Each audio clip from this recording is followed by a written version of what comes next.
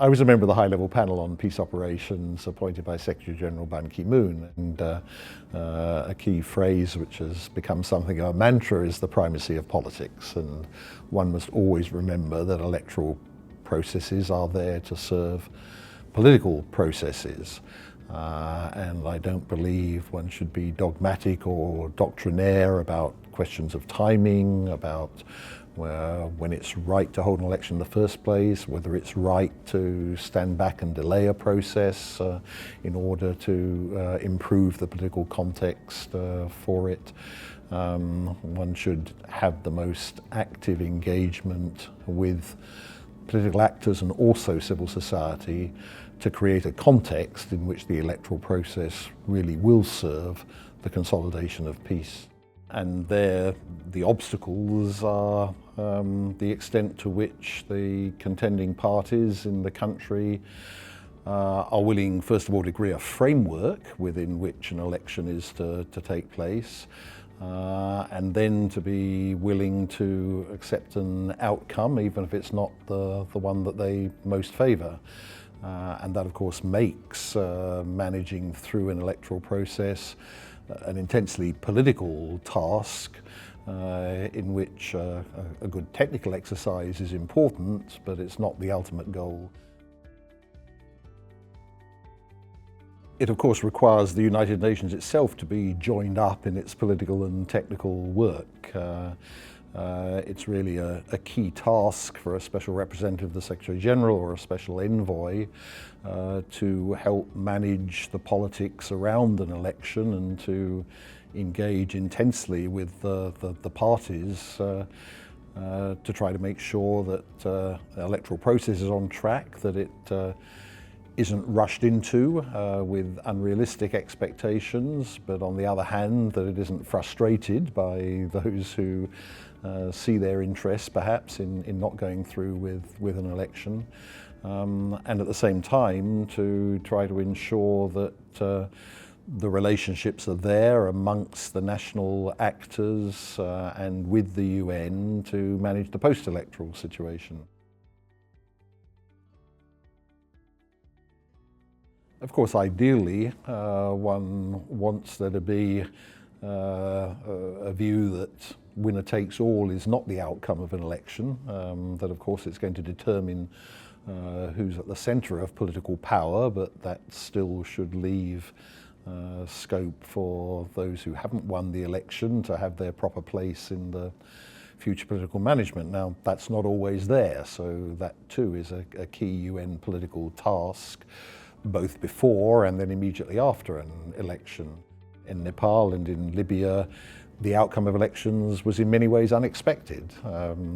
Nobody, hardly, in Nepal thought that the Maoists were going to emerge as the largest single party from the Constituent Assembly elections, and there were shockwaves when that happened. And yet, although what followed afterwards was far from ideal, it didn't erupt into violence, and the UN was able to work with the parties as they found some accommodation in the post-election context. It's essential to show all the political actors that an election defeat or relative defeat is not at all the end of their constructive contribution to the political process following an election. That of course can involve being ready to work with the legislature after an election to contribute good practice in political accommodation thereafter, and simply the extent to which the international community itself shows that it wants to continue to maintain a dialogue not only with those who emerge as the victors from an election, but with all the political forces in a country is an important contribution, I think. I think we can't talk of youth as if they were a homogeneous entity. They're very far from that, and young people play different roles. In Libya, for example, some of them were armed actors, and fortunately in 2012 played a largely constructive role in contributing to the security for an election, although the history of what's happened with armed groups since is a lot less happy. Others had become civil society activists in a context where there'd hardly been any civil society, and played an important role in voter education, not only for their own peers, but for society as a whole. So that was a context where young people through the uprising had really found important societal roles for themselves and played it in 2012 overwhelmingly very constructively. I think it's extraordinarily important for the UN to be really actively engaged in civil society in general, and with youth as an important component part of civil society. That isn't always the case. There are ways in which the UN has to gravitate to the political leaders, those who